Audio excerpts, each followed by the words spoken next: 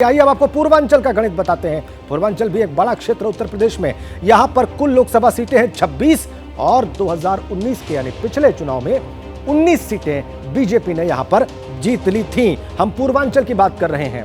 पूर्वांचल में गोरखपुर भी है, जहां से विधायक हैं मुख्यमंत्री योगी आदित्यनाथ, और वो पूरा क्षेत्र उनका प्रभाव क्षेत्र माना जाता है। इस बार क्या स्थिति रहेगी, बीजेपी की स्ट्रेटजी क्या होगी, क्योंकि 26 में से वीरेश 19 सीटें ही बीजेपी के पास थीं और 7 सीटें बीजेपी पिछले लोकसभा चुनाव में हार गई थी। पिछले विधानसभा चुनाव की बात करें, वहां भी पूर्वांचल में बीजेपी को कुछ कंसिडरेबल लॉसेस हुए थे। इस बार चुनाव में क्या रणनीति रहेगी?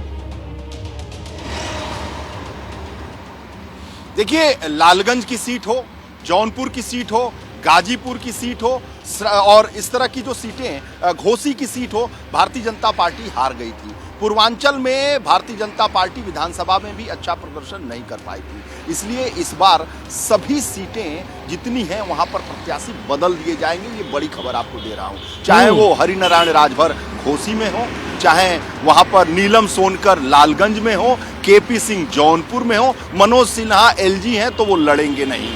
तो ये गठबंधन को दे दी जाएंगी या प्रत्याशी बदल दिए जाएंगे। जैसे लालगंज में नीलम सोनकर को टिकट नहीं मिल रहा है, संगीता आजाद जो बसपा से जीती थी उनको टिकट दे दिया जाएगा।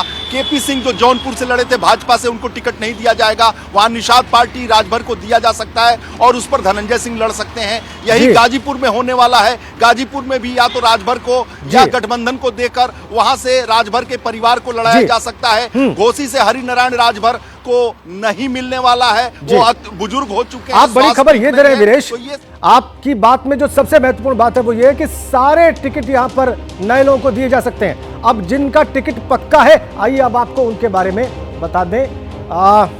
ब्रजभूषण शरण सिंह कैसरगंज से इनका टिकट पक्का माना जा रहा है। अजय मिश्र टेनी जो कि केंद्रीय मंत्री हैं, उनका लखीमपुर खीरी से, अभी वर्तमान में वहीं से सांसद हैं, उनका टिकट पक्का माना जा रहा है। लेकिन जिनके टिकट पर सस्पेंस है, आइए उनके बारे में भी आपको बता दें। वरुण गांधी पीलीभीत सीट से सिटिंग एमपी हैं, उनके टिकट पर सस्पेंस है। उनकी मां मेनका गांधी सुल्तानपुर से सांसद हैं और लंबे समय से मेनका गांधी बीजेपी के सांसद रही हैं, उनके टिकट पर भी संशय है। अब क्यों है, आइए समझते हैं। नीरज पांडे हमारे साथ हैं, नीरज पांडे के पास चलते हैं। नीरज, जिन टिकट्स पे सस्पेंस है और टिकट हमने कंफर्म बताए हैं, इनके कारण भी दर्शकों को बता दीजिए। देखिए, टिकट जिनके कंफर्म हैं वो तो इसलिए कंफर्म है क्योंकि उनकी जनता पे पकड़, उनकी मजबूती, क्षेत्र में प्रेजेंस, ये कारण है।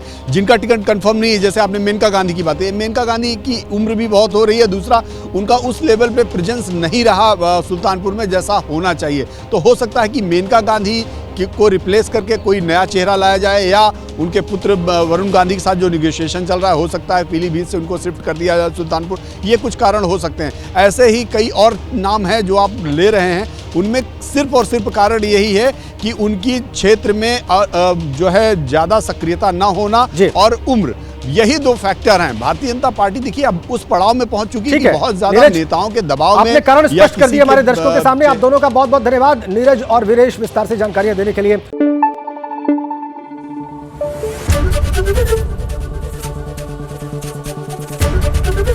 एबीपी न्यूज आपको रखे आगे।